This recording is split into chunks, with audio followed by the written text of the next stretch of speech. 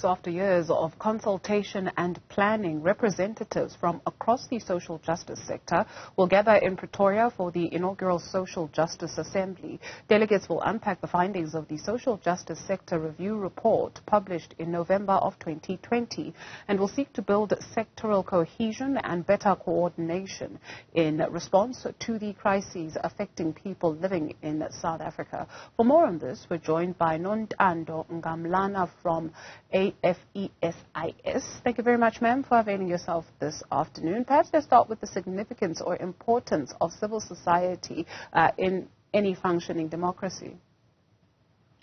Thank you for having me, Dudu, and thank you for an opportunity to engage in this manner. Obviously, any democracy, for it to thrive and for it to succeed, requires a robust one. It requires checks and balances, of which an independent civil society is one. And so in a democracy that South Africa is, it is important to have a vibrant, thriving social justice sector or a civil society sector that is able to speak truth to power as a means of strengthening governance, but also as a means of seeking innovative solutions to some of the socio-economic challenges that our country is dealing with. So during the two-day gathering, you'll also be making submissions on behalf of your organization. How do you measure your impact and against what? So we coming together today, and this is the first social justice sector gathering of this nature post-1994. One, we're coming together to make sense of the moment that we're finding ourselves in, right? And the polydimensional nature of the crisis that we're in. But also we're coming together to craft together an agenda for change. And so we've been now in a democracy for 30 years. What does the next 30 years look like, right? And what is the new narrative, the vision, and the change agenda that we all are wanting to plug into, and how best do we do that? And so this moment isn't so much as an assessment moment for what it is that we've achieved. I think there's recognition that there's great work that has happened bringing us to here, but also there's a recognition that there's so much that needs to be done, and that the crisis has widened and deepened in different ways, and that perhaps maybe some of the tools that we use have become blunt. And so this is really a self-reflecting moment that seeks to sharpen the sector in its response to the current crisis.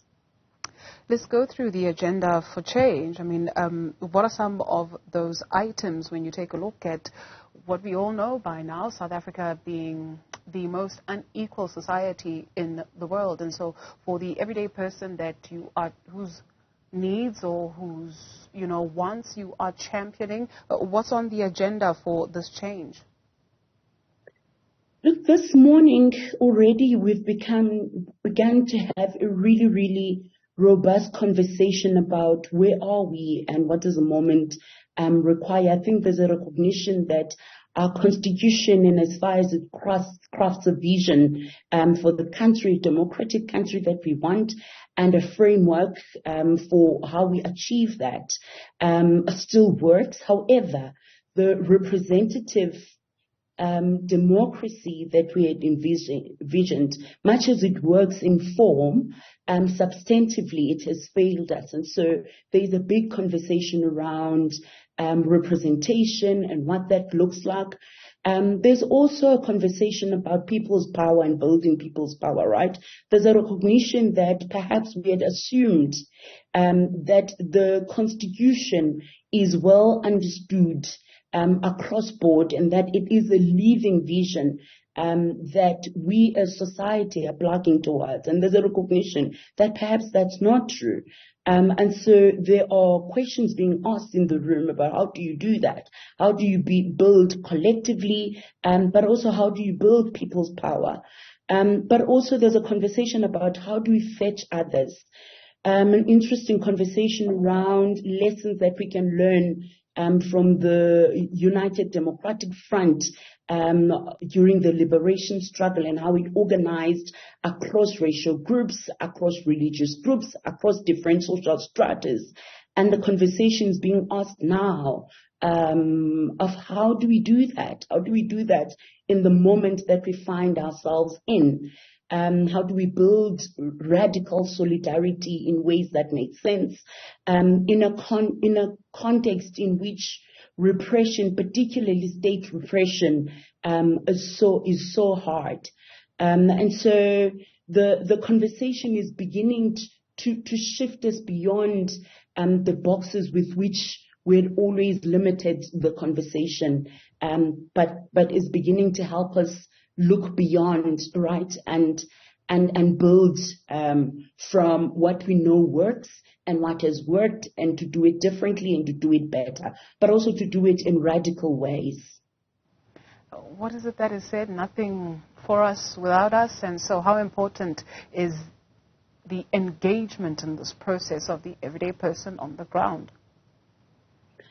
Absolutely. I think core in the conversation, which really, really excites me, is this intention to fetch others. And so there's a conversation here about who have we left behind, and who perhaps we had assumed understands the vision as articulated in the Constitution, but actually doesn't.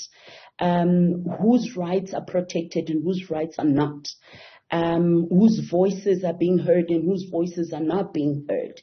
And so there's really an intention to search even amongst us as civil society about who's not in the room and who's missing, and how do we fetch them and bring them into the conversation as we build solidarity. And so there is first the getting the sector right conversation, and then the getting the sector to engage government in new, innovative, radical ways, conversation that's happening over the next 2 days. Nontando Ngamlana from AFESIS, thank you very much for availing yourself this afternoon.